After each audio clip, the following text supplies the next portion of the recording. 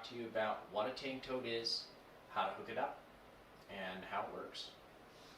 So a tank tote is this box right here, and what it does is it measures the levels of your water in your tank, and then it'll send a text to you every single day, a daily report. How does it work? Well, you've got yourself a solar panel. Inside of here, you've got yourself your battery, which stores the charge, a little computer, and a satellite modem. And all those things work together to harvest the data and get it to you. So, how does it measure the water levels? Well, it uses one of three different sensors.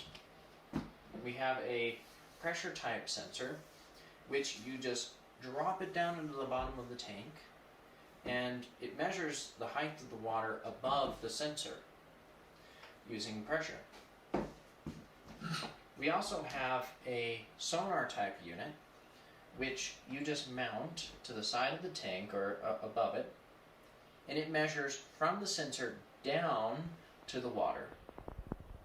And essentially you're measuring how empty the tank is and not necessarily how full. And lastly, we have these other kind of pressure sensors which screw into the plumbing at the base. And they have a little valve. You use the valve in case you need to replace this part to remove this without getting squirted in the face. Inside of here there's also a small filter which needs to be there to prevent debris from clogging the nozzle. You need to measure the depth of your tank, get your low level threshold, get your high level threshold. If you're using this, you need to measure from the sensor down to where you want it to trigger when it's low. You need to measure from the sensor to where you want it to trigger when it's high. Then you get an overflow alert. You may also get a low tank warning. This one you measure from the bottom up, right? And when you set that threshold, the tank tote will actually tell you there's a problem if the water goes below or if it goes above another threshold. So how do you hook it up? Well, it's pretty simple. On the bottom here you have the port where the sensors plug in. And what you do is you have this red plug, and it goes through the hole first. You just poke this right up through the hole. And then what you do is you screw this in at the base so it's pretty secure.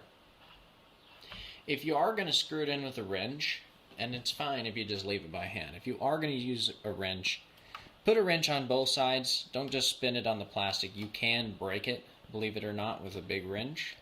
Okay, so here's how you plug this in. There's a small slot on the front. You can't miss it. You literally just push it into there. Bam, it's done. Okay, then you close it up and you're ready to go.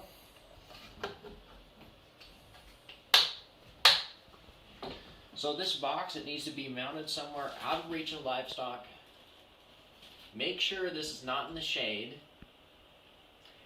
And make sure your sensor cable is protected from livestock too. You don't want this to be chewed on or anything like that. To turn it on, you just plug this in here and you should see some lights light up.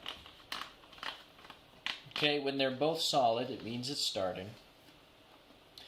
Now, if it has a problem, sometimes it's going to flash red.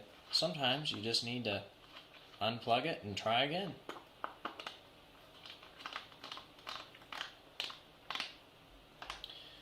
And if that works, it'll show green. And when it says success, then it goes into a reading routine, which is flashing back and forth. When it's transmitting, it'll be flashing at the same time.